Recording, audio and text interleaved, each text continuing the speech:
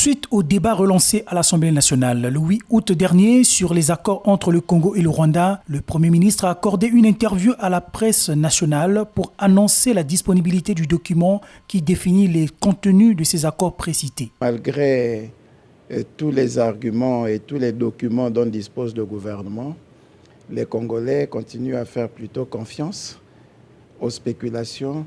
Comme je l'ai dit hier devant le Parlement, on ne peut pas opposer une intervention, un témoignage oral à un témoignage écrit. Maintenant que tous les écrits ont été mis à la disposition des acteurs politiques, le gouvernement va considérer ce dossier comme étant clos. Et ce qui gêne en plus, c'est que les Congolais viennent encore de nous donner la preuve qu'ils aiment consommer ce qui vient de l'étranger, au détriment de ce qu'ils produisent eux-mêmes.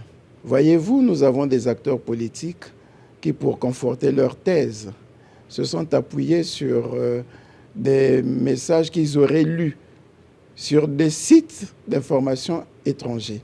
Et dans ce bottin, vous remarquerez que nous avons joint, comme par bonheur, les informations que nous tenons de l'Agence congolaise d'information.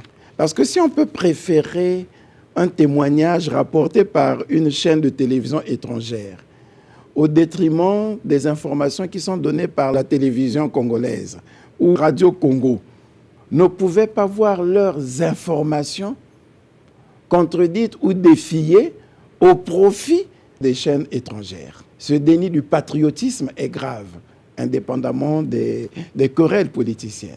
Il est bien dit que l'Agence congolaise d'information est chargée de diffuser l'information complète, exacte, impartiale, et ne doit dans aucune circonstance subir des interventions extérieures de nature à tronquer l'intégrité de l'information. Et on ne prend pas référence à ces documents, ces informations produites par notre Agence congolaise d'information. On va nous prendre en référence, et dans des instances importantes, des propos issus des sites parfois sulfureux. Ici, ils verront comment ont été transmises toutes les informations liées à ces accords et même aux accords que nous avons signés avec d'autres pays.